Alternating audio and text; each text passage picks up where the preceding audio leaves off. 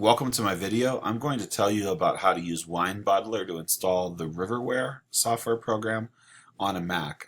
This was created for a class CVEN 5393 at the University of Colorado, but the steps in general are applicable even if you're not in the class.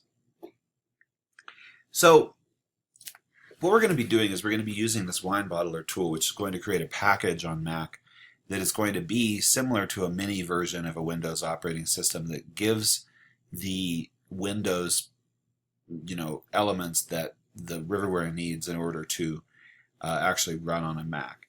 And so it's not the same thing as using a virtual machine or boot camp or something like that. This is just so that you can only install this single program. But keep in mind that it should work for other Windows programs too. You just have to do the WineBottler thing every time you want to use a new program. Okay, and so you can see the URL here. You can also just Google WineBottler to find the link. Download the stable version. Now, I've already downloaded it, so I'm not going to repeat that again here. When you download it, you're going to see this this little window here that basically tells you to drag both of these things into the application folder to fully install them.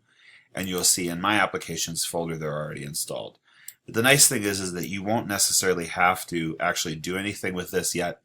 It should open, reasonably well, even if you don't have to double click on this. Okay, and so that's the first step, is to get WineBottler.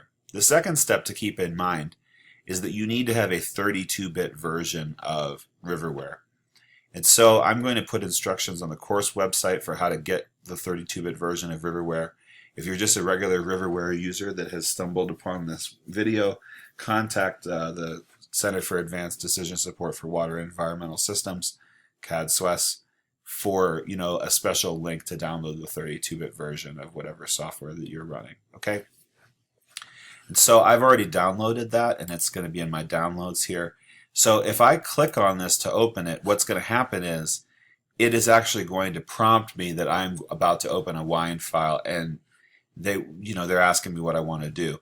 So you want to make sure that this is highlighted, convert to simple OS/X application bundle with WineBottler. And so you have this, and then you click go, and then that is what is going to launch WineBottler. Okay, and so stepping through some of the options here, new prefix is fine.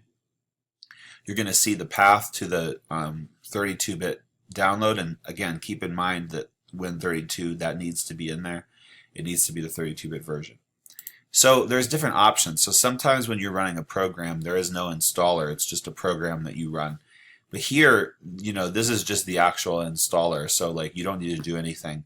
Just leave that checked. If you have arguments for your installer, you put them in here. We don't have any.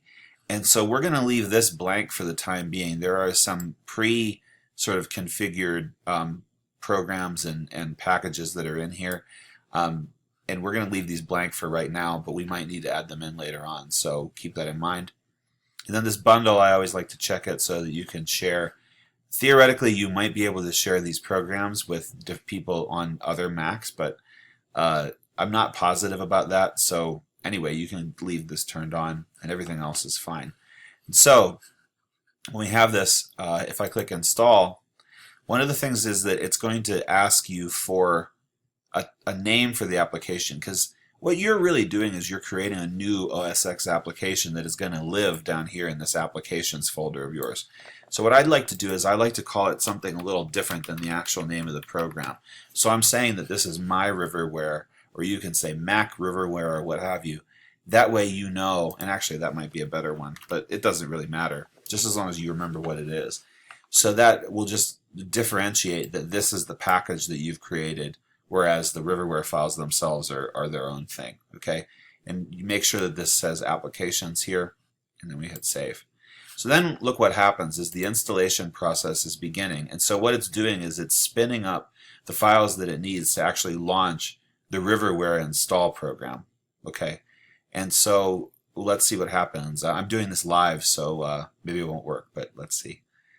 And again, so notice that the reason why programs that are created for Windows don't work on a Mac is because there's certain things that they need, like fonts and DLLs and that kind of thing. And speaking of that, notice that when the install window has appeared here, it looks like a Windows computer. See, the fonts are different, the buttons are different, and that's because WineBottler has created those for you already.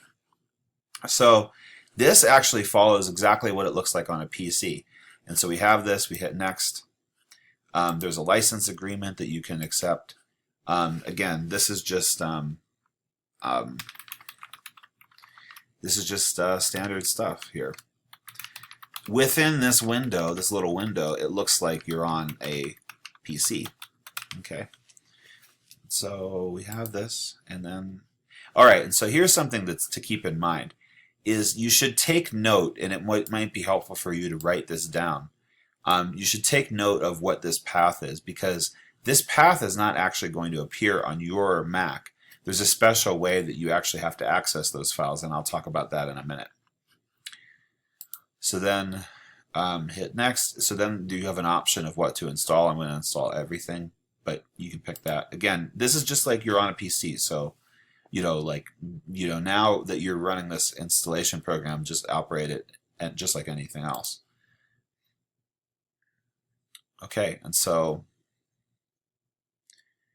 then we have the install wizard is completed. We're not out of the woods yet, but this is a good sign. So we'll hit finish there, and then we want to pay attention to what's going on up here, okay? Because it says that it's almost done. This is extremely important, and this is something that's not always intuitive. Is that what this dialog box is asking you for is, what program do you actually want to run when you actually double click on that application? And so we want to actually choose the RiverWare program, because that's the one that is the actual program. Okay, so I've worked with people in the past that have messed this step up, and then their program doesn't work. So make sure to do this here. Okay, and so we hit OK, and then everything else seems to be completed. Okay, so prefix completed successfully. Hit OK, and this window is just basically still the WineBottler window, and you shouldn't need that anymore, but we're going to leave it up for the time being while we play around here. So now, and I'm actually trying to remember if I changed the name of this or not. I think I called it, I thought that I called it, oh, here it is, yeah. So this is from a version that I did earlier that didn't work. So ignore that. But the Mac RiverWare is the one that I created, and it actually has the correct time on it. Okay, and so a couple of things to keep in mind here. One of the things is that if I double click this, basically that was what we just set up in the last step there, is that when you double click the program, it picks a particular executable to run, and it is going to run that RiverWare application. Okay. And so you can see here that it is actually doing that. By the way, I have to get my license straightened out here. So let's see if this works. Oh yeah, okay. So this actually is a great segue. I didn't plan it this way, but this is a great segue into what I wanted to talk about next. Okay, and so one of the things is that notice, like, I have this license file that I need to put in here, and the license file is basically sitting on the desktop of the Mac. But we've created a little like mini sort of computer inside of our Mac that has Windows. So because of that, we don't have access right away to the files. Like, it's hard for us to access this desktop. But one of the things that you'll see here is that if I go in here, and this is for any package, but this one in particular, if I hit my right mouse button, or however you get to this menu, I'm usually not a Mac guy, so pardon me. When you get into this context menu, notice there's an option to say Show Package Contents.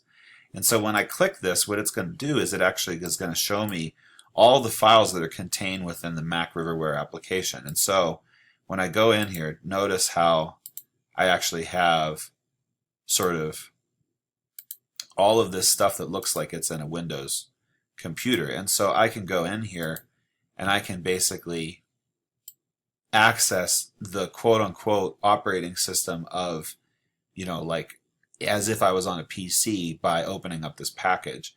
And so what I should be able to do here is just take this license file and basically drop it right into that folder, and then now you can see I should be able to have access to it, because this is treating this within WineBottler, it's treating it like it's its own computer. So see, the file path to program files cadswest riverware 7.0.1 cadswest.lic is the same as imagining that like you have drive C and then all this stuff. So you can see there that the paths are equivalent. Okay, so if I have that, I hit open, and again, it's basically like sort of mimicking the other file system, and hopefully that'll work.